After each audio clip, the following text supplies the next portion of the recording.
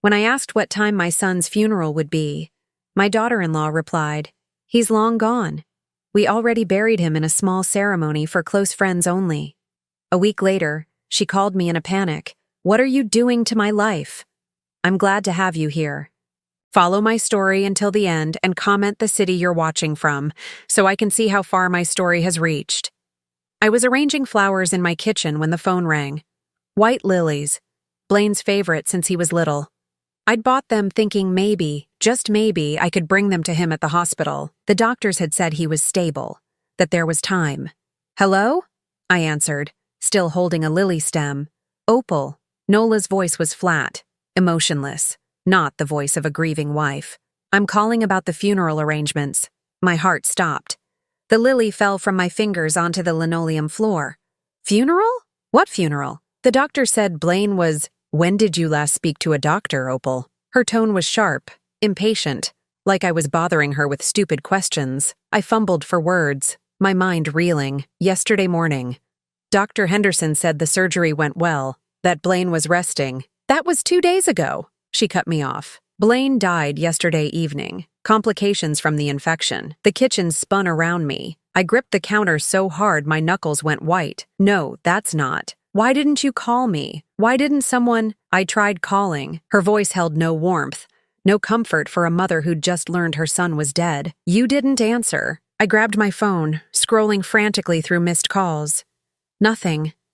No calls from Nola, no calls from the hospital. My phone had been with me constantly, waiting for news about my boy. "There are no missed calls from you," I whispered. "Well, maybe your phone was off. Doesn't matter now."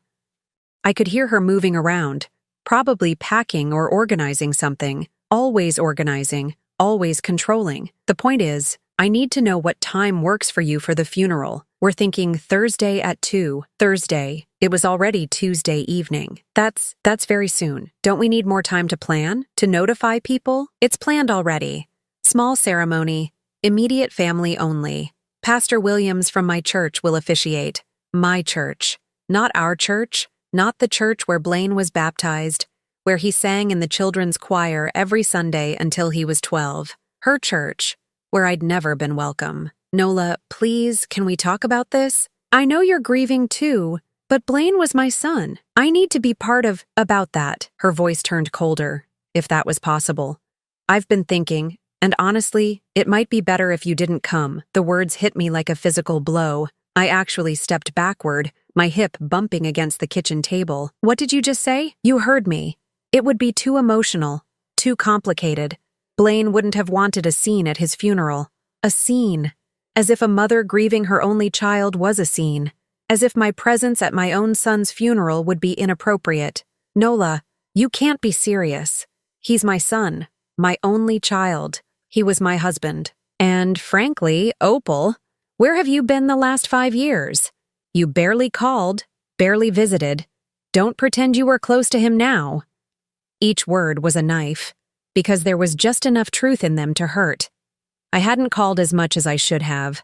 I hadn't visited as often as I wanted to, but every time I tried, there was always a reason I couldn't come, always some conflict or issue that Nola discovered. "I tried," I whispered. "Every time I planned to visit, something came up. You said he was too tired, or you had plans, or—" "Exactly. You tried. That's not the same as being there." I thought about all the birthdays where my calls went unanswered, the Christmas invitations that were withdrawn at the last minute, the grandchildren I'd never met because Nola said it would be too confusing for them to have multiple grandmother figures. "Wait, grandchildren? The kids," I said suddenly. "Blaine's children.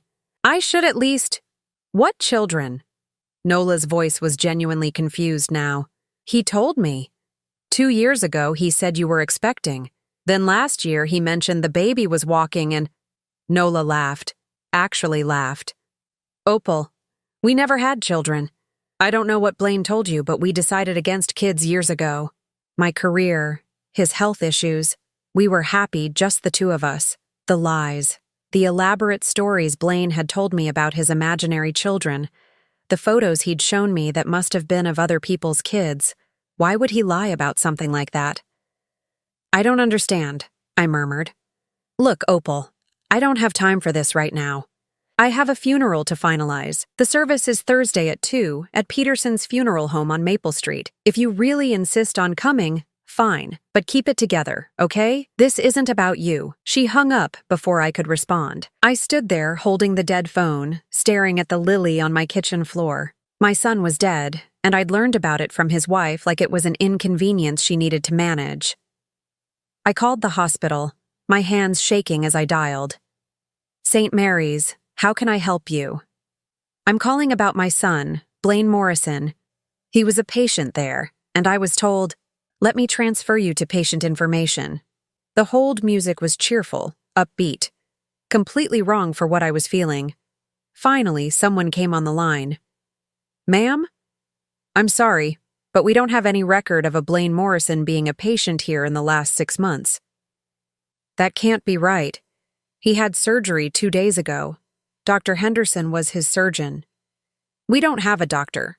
Henderson on staff, ma'am. Are you sure you have the right hospital? I hung up, my mind spinning. What hospital had Blaine been in? Why had I thought it was St. Mary's? The conversations with him over the past weeks blurred together in my memory. Had I assumed which hospital? Had he actually told me, or had I filled in the blanks myself? The funeral home. I could call Peterson's, at least confirm that much. Peterson Funeral Home, this is Margaret speaking. Hi, I'm calling about the service for Blaine Morrison on Thursday. Oh yes, Mrs. Morrison. Everything is arranged just as you requested. Closed casket, small service, immediate family only. Will you be bringing the flowers, or should we handle the arrangements? I'm not Mrs. Morrison, I said slowly. I'm Opal Morrison, Blaine's mother. Silence on the other end. Then, oh my, I'm so sorry, Mrs. Morrison. Your daughter-in-law specifically said that the guest list was finalized and that no additional family members would be attending. I assumed. She said I wasn't coming. She said it would be too difficult for you, that you preferred to grieve privately. I'm terribly sorry for the confusion. Too difficult for me. As if seeing my son laid to rest would be harder than not being there at all. The service is definitely Thursday at 2? I asked. Well, actually, there's been a change. Mrs. Morrison called an hour ago and moved it up to tomorrow at 10 in the morning.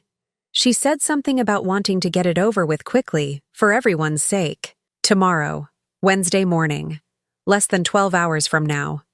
She'd moved my son's funeral and hadn't even bothered to tell me. I hung up and sank into my kitchen chair, staring at the lily on the floor. In the morning, while I was probably having coffee and reading the newspaper, my only child would be buried.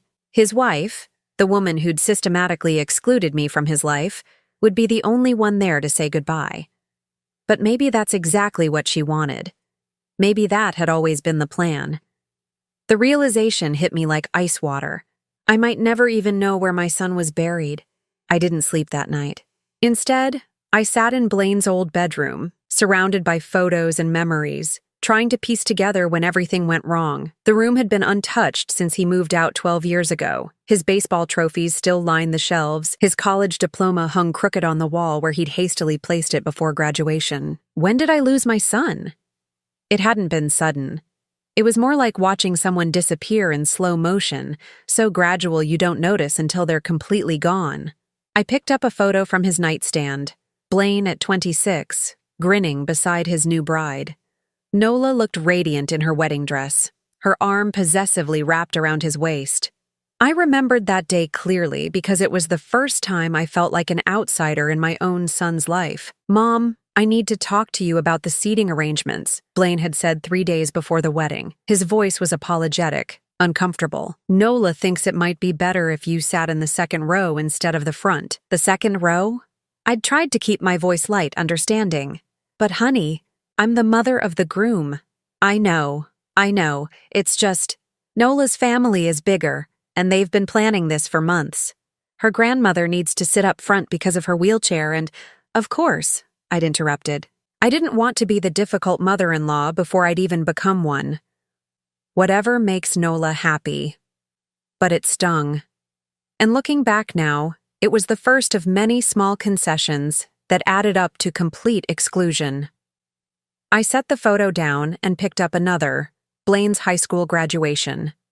He was beaming, his cap askew, his arm around my shoulders. Back then, I was his whole world. His father had left when Blaine was 8, and it had been just the two of us for so many years. We were a team. "Mom, you're embarrassing me," he'd said that day, but he was laughing, happy, present. When had that changed? When had I become the embarrassment instead of the source of pride? I pulled out my old calendar from the year after his marriage, flipping through the pages. There it was, my handwriting marking every planned visit, every canceled dinner, every excuse. March 15th, visit Blaine, canceled, Nola has flu. April 22nd, Easter dinner, moved to Nola's parents instead. June 3rd, Blaine's birthday, we'll celebrate next week. We never did. August 17th, weekend visit, Nola's sister visiting, maybe next month. The pattern was so clear now. How had I not seen it then? Every time I tried to make plans with my son, Nola had a reason why it wouldn't work. Always polite, always apologetic, always with a reasonable explanation that I couldn't argue with. "I'm so sorry, Opal," she'd say on the phone, her voice sweet as honey. "Blaine is just exhausted from work. You know how hard he's been working for that promotion. Maybe when things calm down?" Or, "Oh, I wish you'd called yesterday. We just made plans with my college friends. Maybe next weekend?" And my favorite, "Blaine's been feeling a bit overwhelmed lately. The doctor said he needs to reduce stress. Family visits can be so draining, can't they? Family visits." As if seeing his own mother was a burden instead of a joy. I found my phone and scrolled back through years of text messages with Blaine. The change in tone was gradual but unmistakable. 3 years ago, "Love you, Mom. Can't wait to see you Sunday." 2 years ago, "Hey, Mom, something came up. Can we reschedule?" Last year, "I'll call you later this week." The messages got shorter, less frequent, more distant. But underneath the growing coldness, I occasionally caught glimpses of the son I used to know. 6 months ago, he'd called me out of the blue on a Tuesday afternoon. "Mom, are you busy?" "Never too busy for you, honey. What's wrong?" I could hear something in his voice. Strain, sadness, maybe. "Nothing's wrong. I was thinking about that time when I was 12 and got pneumonia. Remember? You slept in that uncomfortable chair next to my hospital bed for 3 nights straight." "Of course I remember. You were so sick, sweetheart. I wasn't leaving you alone. The nurses kept telling you to go home and get some real sleep. But you wouldn't leave." "Why are you thinking about that, Blaine?" There was a long pause. "No reason. I've been remembering things lately. Good things." He'd sounded like he wanted to say more, but then I heard Nola's voice in the background. "Who are you talking to? I thought we were going to start dinner." "I should go, Mom. Nola's making her famous lasagna tonight." "Okay, sweetheart. I love you." "Love you too." It was the last time he'd said that to me. The last time he'd called just to talk, just to remember. What had he wanted to tell me that day? What had he been remembering? I walked to my kitchen and made coffee, even though it was 3 in the morning. As I waited for it to brew, I thought about all the warning signs I'd missed or chosen to ignore, like the time I'd shown up unannounced for Blaine's birthday 2 years ago. I'd driven 3 hours with his favorite chocolate cake, the one I'd made for every birthday since he was 4. When Nola answered the door, her face went through a series of emotions. Surprise, annoyance, then that practiced smile. "Opal! What a surprise. We weren't expecting you." "I know, I should have called. But it's Blaine's birthday, and I wanted to bring his cake." "Oh, how thoughtful. But actually, we're just leaving for dinner with my family. My mother made reservations at that new steakhouse downtown. I could come with you," I'd offered hopefully. "I'd love to meet your parents properly." "Oh, I don't think there's room. It's a small table. You know how restaurants are." She took the cake from my hands. "But this looks delicious. I'm sure Blaine will love it." Through the doorway, I could see Blaine putting on his jacket. He looked up and saw me. "Mom, what are you doing here?" "Not Mom, I'm so glad you're here." "Not Mom, what a wonderful surprise." Just confusion, maybe even irritation. "I brought your birthday cake," I said weakly. He walked over and gave me a quick, uncomfortable hug. "You didn't need to drive all this way. We could have celebrated this weekend." But we hadn't celebrated that weekend. Or the next one. The cake sat in their refrigerator until it went stale, and I never found out if Blaine even had a slice. Now, sitting in my kitchen at 3 a.m., I realized that Nola hadn't just been making excuses. She'd been training my son to see me as an inconvenience. Every canceled visit, every modified plan, every maybe next time had slowly taught Blaine that his mother was someone to be managed, not cherished. And I'd let it happen. I'd been so afraid of being the overbearing mother-in-law that I'd accepted every boundary, every limitation, every excuse. I'd tried so hard to give them space that I'd given up my place in my son's life entirely. The coffee finished brewing, and I poured myself a cup with hands that still trembled slightly. In a few hours, my son would be buried, and I wouldn't be there to say goodbye. But maybe, just maybe, it wasn't too late to understand what had really happened to us. I had a feeling Nola's panicked phone call was coming sooner than I thought. And when it did, I would be ready with questions of my own. 7 days. That's how long I'd been living with the knowledge that my son was buried somewhere, and I didn't even know where. 7 days of calling funeral homes, cemeteries, anyone who might have information. 7 days of sleepless nights and untouched meals. I was sitting at my kitchen table, staring at a list of cemeteries I'd already called twice, when my phone rang. The sound made me jump. I'd been expecting silence forever, it seemed. Hello? What the hell are you doing to my life? Nola's voice exploded through the phone, so loud I had to hold it away from my ear. For a moment, I was too shocked to respond. This wasn't the composed, cold woman who'd informed me of my son's death. This was someone panicked, desperate, unraveling. Nola, what are you talking about? Don't play dumb with me, Opal. I know what you're doing. The lawyers, the questions, the investigation. Just stop. I sat up straighter. What lawyers? What investigation? I don't know what you mean. The probate lawyer called me this morning. Apparently there's some issue with Blaine's will. Some complication they need to discuss with me. They want me to come in tomorrow with documentation about our marriage, our finances, everything. A will. Blaine had a will, and somehow I was involved. The thought hadn't even occurred to me. I'd been so focused on just finding out where he was buried that I hadn't considered practical matters like estates and inheritances. I still don't understand what this has to do with me, I said carefully. Stop lying. Her voice cracked, and for the first time since I'd known her, Nola sounded genuinely afraid. You must have contacted them. You must have. I don't know. Contested something or claimed something or…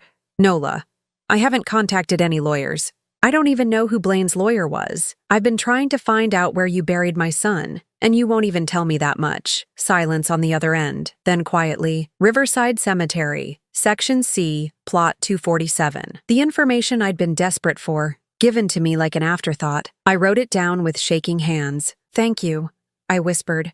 Don't thank me yet. Her voice was getting that hard edge back.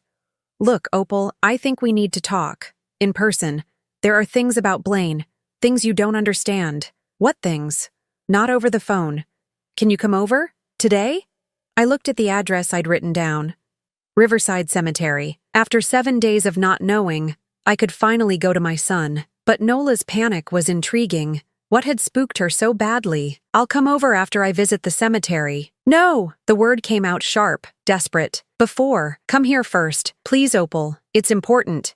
There was something in her voice I'd never heard before. Vulnerability. Maybe even fear. After all these years of being shut out, now she needed me. The irony wasn't lost on me. I'll be there in an hour. The house looked the same from the outside. The neat suburban home where my son had lived and died without me knowing. But when Nola opened the door, she looked like a different person. Her usually perfect hair was pulled back in a messy ponytail. Her face was pale and drawn, and she was wearing wrinkled clothes that looked like she'd slept in them. Come in, she said, stepping aside. Do you want coffee? I just made some. The politeness felt forced, desperate. I followed her into the kitchen where I'd never been welcome before. The counters were cluttered with papers, legal documents scattered everywhere. Nola, what's going on? She poured coffee with hands that trembled slightly. The lawyer said Blaine changed his will 3 months ago. 3 months, Opal. Right around the time She trailed off, staring into her coffee cup. Around the time he what? Around the time he started asking questions about you. About why you never visited, why you never called anymore. She looked up at me, and her eyes were red-rimmed. I told him you'd gotten busy with your own life, that you didn't really want to be bothered with us anymore. The lie sat between us like a physical thing. I felt anger rising in my chest, but something in her expression made me hold back. But apparently, she continued, he didn't believe me. The lawyer said Blaine hired a private investigator. My coffee cup froze halfway to my lips. A what? A private investigator. To look into what happened between you two. To find out why you'd suddenly stopped trying to have a relationship with him. I set my cup down carefully. And what did this investigator find? Nola's face crumpled. Phone records. Documentation of every canceled plan. Every changed invitation. Every excuse I made to keep you away. Text messages I sent from Blaine's phone when he was at work, telling you he was too busy to see you. Emails I intercepted and deleted before he could see them. The room seemed to tilt around me. You sent messages pretending to be Blaine? Only a few times, she said quickly as if that made it better. And only when I knew he was overwhelmed with work, when seeing you would have been stressful for him. I was protecting him from his own mother? You don't understand, she said, her voice rising. When we first got married, you were all he talked about. Mom this, mom that. Every decision had to be run past you. Every plan had to include you. I felt like I was married to both of you. I stared at her. This woman who'd systematically stolen my son from me and tried to find words for the rage building inside me. So you decided to fix that by lying to both of us. I thought if you had some distance, you'd both be happier. I thought Blaine would focus more on our marriage, on building a life with me, and I thought you'd find your own life. Your own interests. Did it work? I asked quietly. She looked down at her hands. For a while, Blaine stopped mentioning you so much. We had a good marriage, Opal. We were happy. Until 3 months ago. Until 3 months ago, she agreed. Something changed. He started bringing you up again, asking why you never called anymore, why you seemed so distant. I kept telling him you were fine, that you'd told me you were happy we were giving you space. But he didn't believe you. He said you used to call him every week. He said you used to remember every birthday, every anniversary, every small thing that mattered to him. And then suddenly, nothing. He said that wasn't like you. I felt tears starting to form. My son had known. Somehow he'd known that something was wrong. So he hired an investigator. Yes. And apparently, what they found.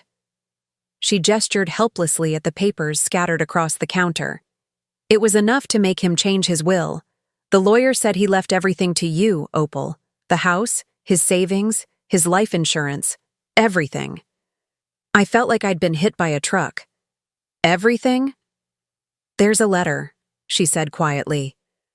The lawyer has it. Something Blaine wrote to go along with the will. I don't know what it says, but... She looked up at me, and I saw real fear in her eyes. I think he found out everything I did, and I think he was planning to leave me. The silence stretched between us.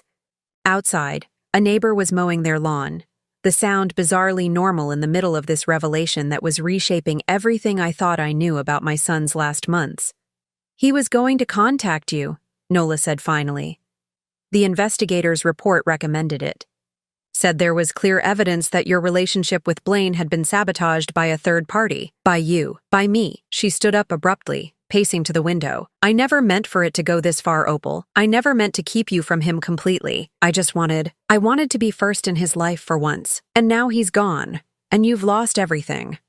She turned to face me, tears streaming down her face. I've lost everything that matters. And the worst part is, I think he knew. I think he knew what I'd done. And he died thinking I was a monster. Maybe he had. Maybe in those final months, my son had finally seen through the web of lies his wife had built around us. Maybe he'd been planning to come home to me, to rebuild what we'd lost. But I'd never know for sure. That opportunity had died with him. I need to see that lawyer, I said, standing up. And I need to read whatever letter Blaine left.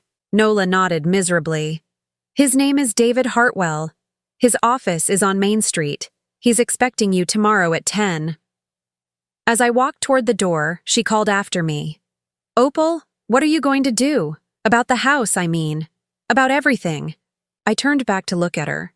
This woman who'd robbed me of years with my son, who'd twisted lies into truth until neither Blaine nor I knew what was real anymore.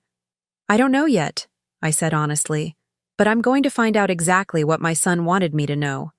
The door clicked shut behind me, and for the first time in 7 days, I had somewhere I needed to be. 2 places, actually. Riverside Cemetery to finally say goodbye, and a lawyer's office to discover what my son had left for me beyond money and property.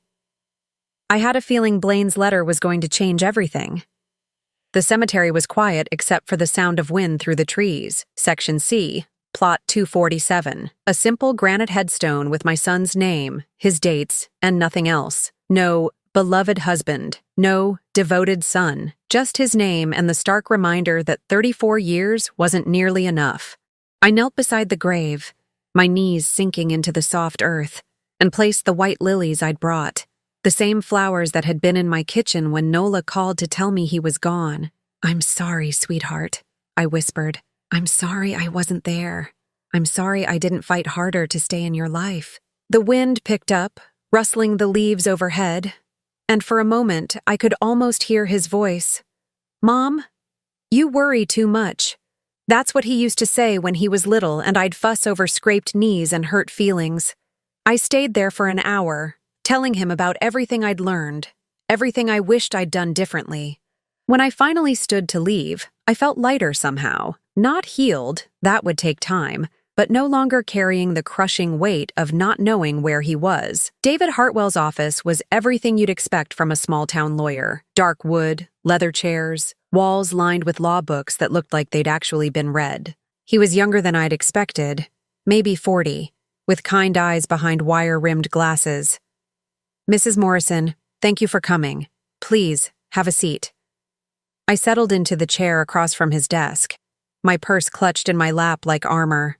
"I have to admit," he said, pulling a thick file from his desk drawer, "in 30 years of practicing law, I've never seen anything quite like this situation.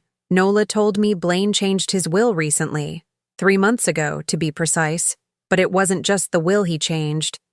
He also hired a private investigator and left specific instructions for how his estate was to be handled. He opened the file and pulled out several documents. Before we go through the details, he left this for you." He handed me a sealed envelope with my name written in Blaine's familiar handwriting. My hands shook as I took it. "Would you like a few minutes to read it privately?" I nodded, unable to speak. He stepped out of the office, closing the door softly behind him. I stared at the envelope for a long moment before carefully tearing it open. The letter was 4 pages long, written in blue ink on plain paper. Blaine's handwriting had always been neat, careful, but this looked rushed in places, as if he'd been in a hurry to get the words out. "Mom," it began, and I had to stop reading for a moment to wipe my eyes. "If you're reading this, then I'm gone and David has followed my instructions to make sure you get this letter. I don't know how much time I have left. The doctors aren't optimistic about the next surgery, but I need you to know the truth about what happened between us. I hired a private investigator 6 weeks ago because something wasn't right. You disappeared from my life so gradually that I almost didn't notice at first, but then I realized we hadn't had a real conversation in over a year. Every time I tried to call you, Nola said you were busy. Every time I suggested visiting, she had a reason why it wasn't a good time. When I asked her directly about it, she told me you'd said you wanted space, that you felt I was too dependent on you and needed to focus on my marriage. That hurt, Mom, but I believed it because I trusted her. I thought maybe you really did want distance, but it never felt right. You raised me by yourself after Dad left. We were a team. You never made me feel like I was too much or too dependent. So I decided to find out what had really happened. The investigator's report is with my lawyer. You should read it, but I'll give you the summary. Nola has been intercepting our communications for years. Phone calls, emails, text messages. She's been canceling plans I never knew about and making excuses I never authorized. She's been lying to both of us, Mom, and keeping us apart deliberately. I confronted her about it last week. At first, she denied everything, but when I showed her the evidence, she broke down and admitted it. She said she felt like she was competing with you for my attention, that she needed to be the most important woman in my life. I told her that love doesn't work that way. You don't have to diminish one relationship to strengthen another. You taught me that, actually, back when I was worried about dating in high school. You said the heart has infinite capacity for love, and the people who matter most want to see you happy, not isolated. She cried and apologized and promised to fix things. But Mom, I don't think I can forgive this. She stole years from us, years we can't get back.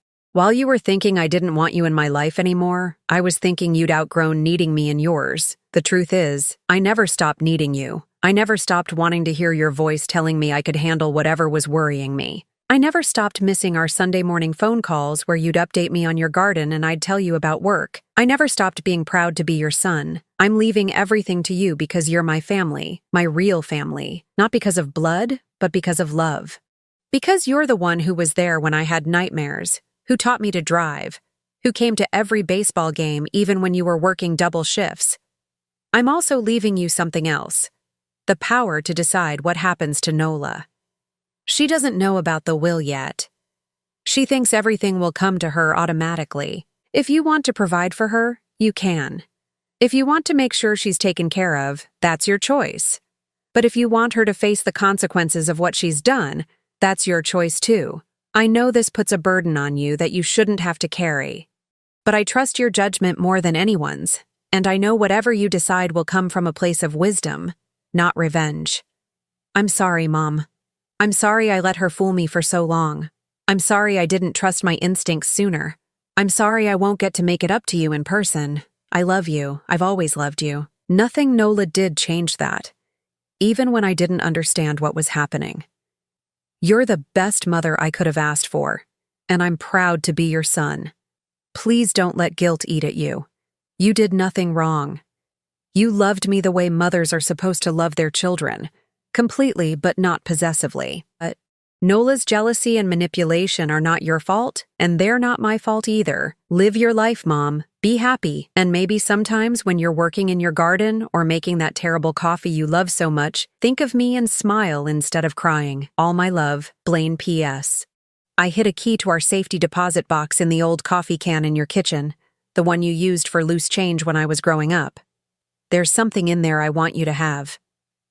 I read the letter 3 times before David knocked softly and came back into the office.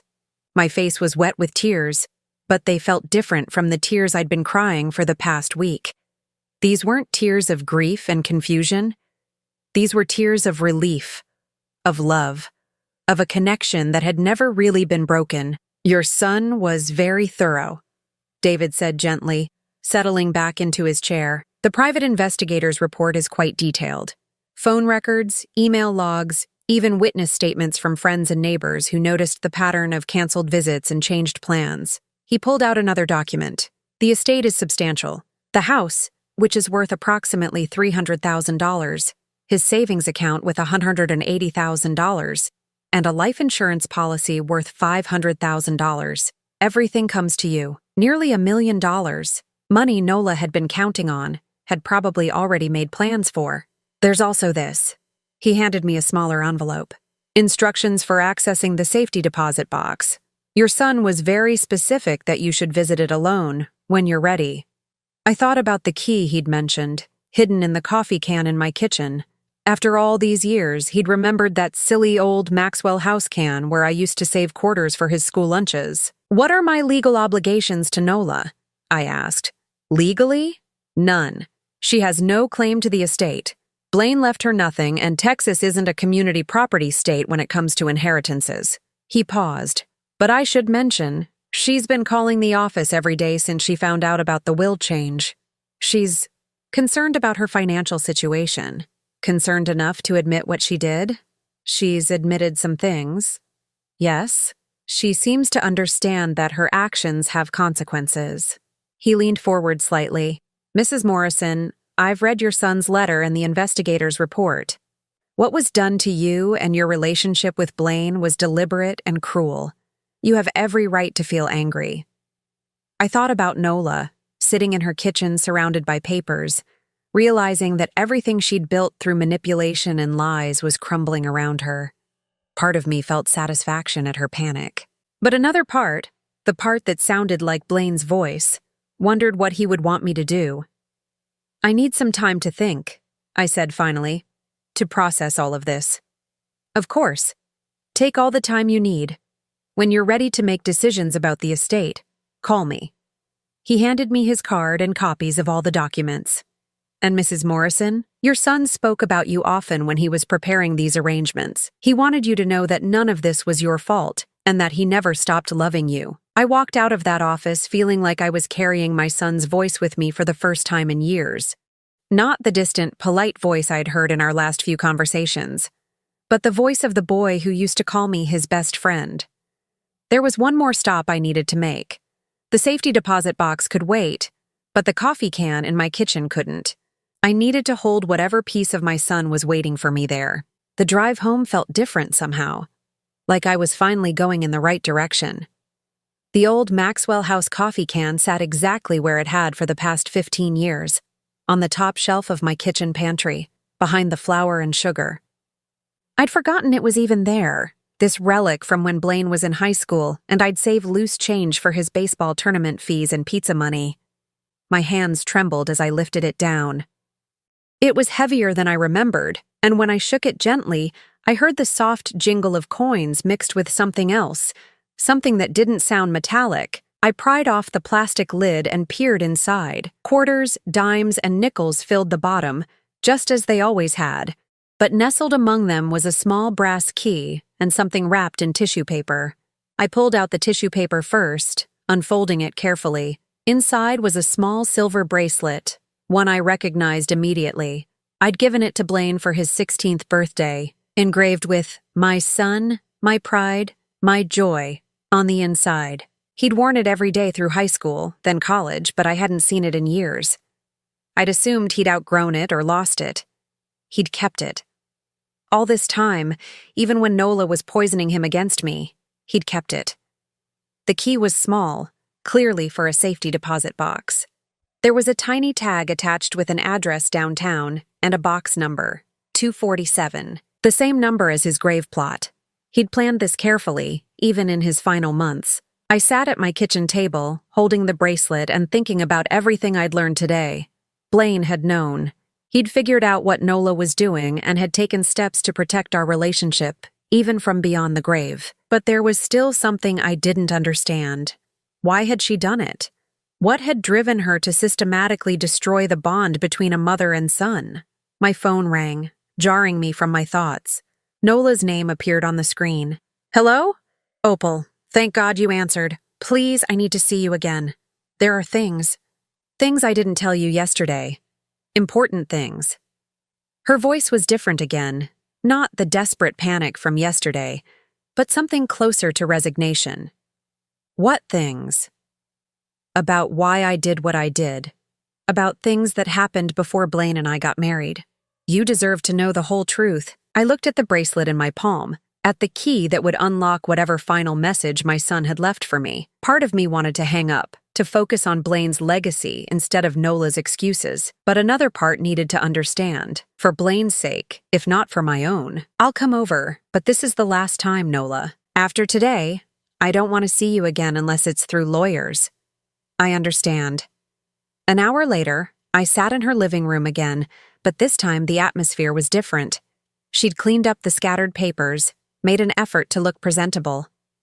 She served coffee in actual cups instead of mugs, as if formality could somehow make up for years of deception. "I need to start from the beginning," she said, settling across from me. "From before Blaine and I even met." She stared into her coffee cup as if the words she needed were floating there. "I was engaged before, to a man named Marcus. We'd been together for 3 years, planning our wedding, building a life together." She looked up at me. "His mother hated me from day one." I waited, not sure where this was going. "She thought I wasn't good enough for him. Wrong social class, wrong family background, wrong everything. She did everything she could to break us up, exactly the kind of thing you probably think I am." "Nola, let me finish, please." She took a shaky breath. She succeeded. Marcus chose her over me.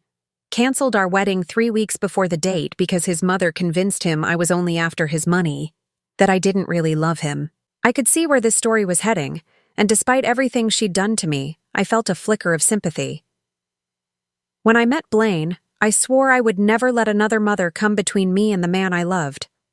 I know that doesn't justify what I did, but I need you to understand that it wasn't about you personally. It was about my own fear, so you decided to eliminate me as a threat. I decided to protect my marriage.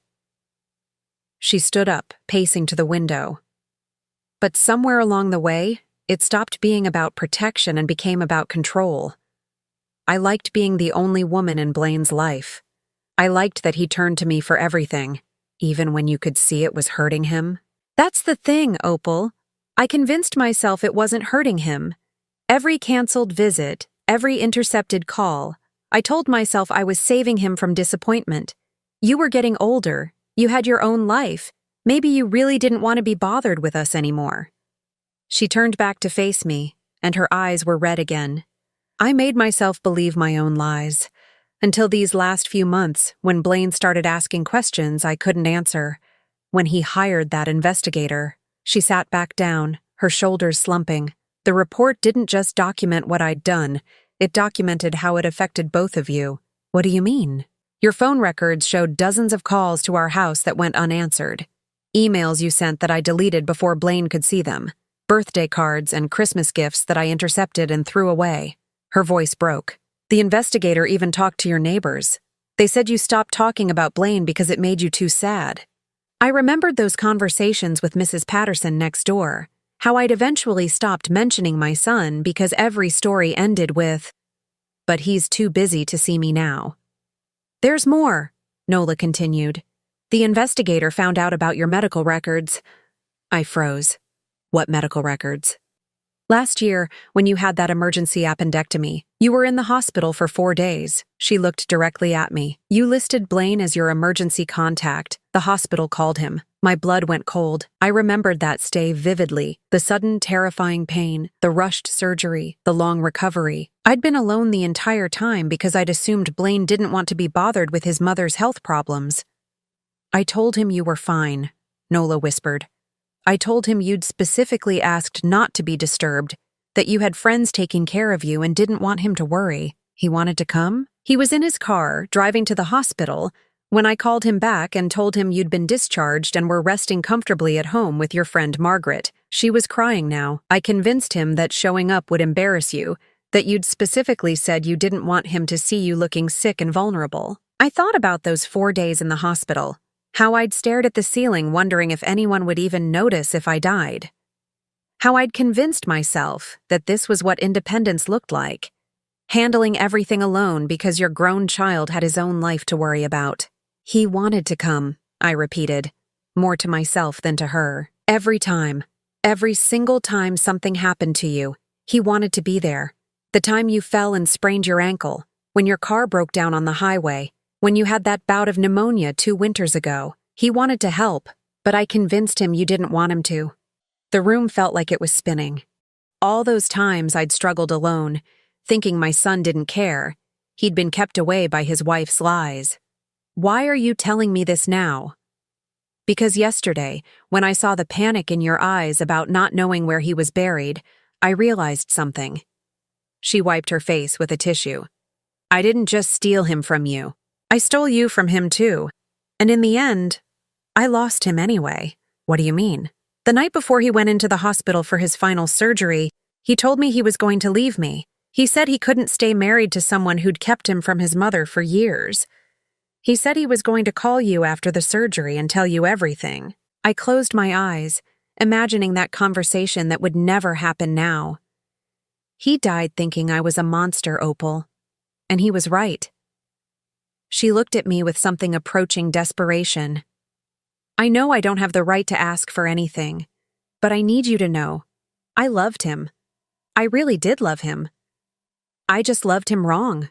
I stood up, suddenly needing to be anywhere but in this house full of lies and broken dreams. Where are you going? To the bank, to see what else my son wanted me to know. She followed me to the door. Opal, wait, the will, the inheritance. I know I don't deserve anything, but I need to ask. The house, Blaine's savings. I don't know how I'm going to... Stop. I turned to face her. I haven't decided anything yet, but I will tell you this. Whatever I decide, it won't be because you asked for my pity. It'll be because of what Blaine would have wanted. And what do you think he would have wanted? I thought about my son, about the man who'd hired a private investigator to uncover the truth, who'd changed his will to make sure I knew how much he loved me, but who'd also given me the power to decide his wife's fate. I think he would have wanted justice, but I also think he would have wanted mercy. I opened the door. I just don't know which one you deserve. The safety deposit box was in the basement of First National Bank, in a quiet room lined with small metal doors. The bank clerk led me to box 247 and left me alone with whatever my son had deemed important enough to hide away. Inside was a manila envelope and a small velvet jewelry box. I opened the envelope first.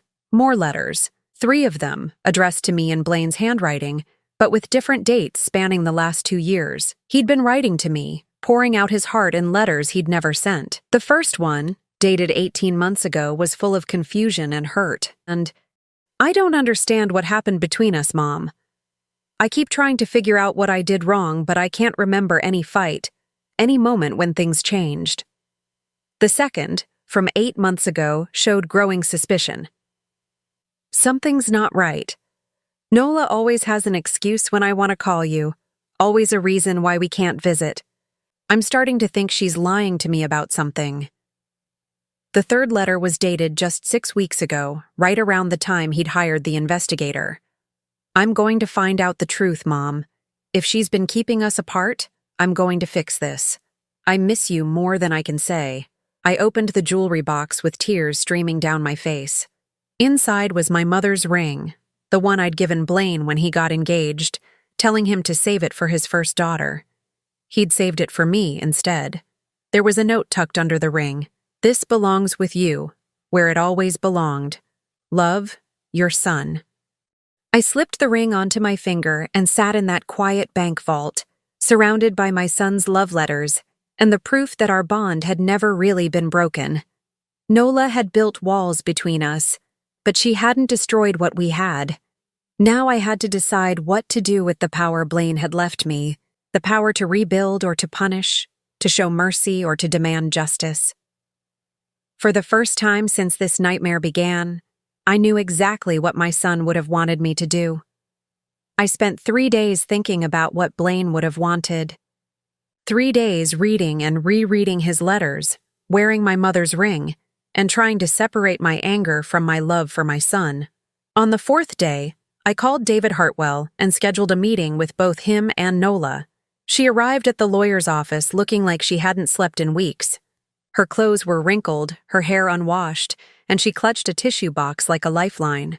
When she saw me, her eyes immediately filled with tears. Opal, sit down, Nola. My voice was calm, controlled. I'd found my center in those letters from my son, in the certainty of his love for me. David cleared his throat and pulled out the estate documents. Mrs. Morrison has made her decision regarding the distribution of Blaine's assets. Nola's hands were shaking as she waited for me to speak. I've decided to give you the house, I said quietly. Her eyes widened in shock. What?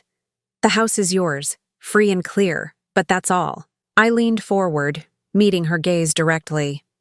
The savings account and life insurance money will go into a foundation in Blaine's name, supporting programs that help children maintain relationships with their grandparents after divorce or family conflict. She blinked rapidly, trying to process what I was saying. Why? She whispered. Because Blaine wouldn't have wanted you to be homeless, but he also wouldn't have wanted you to profit from the pain you caused. I pulled out one of his letters and read aloud. The heart has infinite capacity for love, and the people who matter most want to see you happy, not isolated.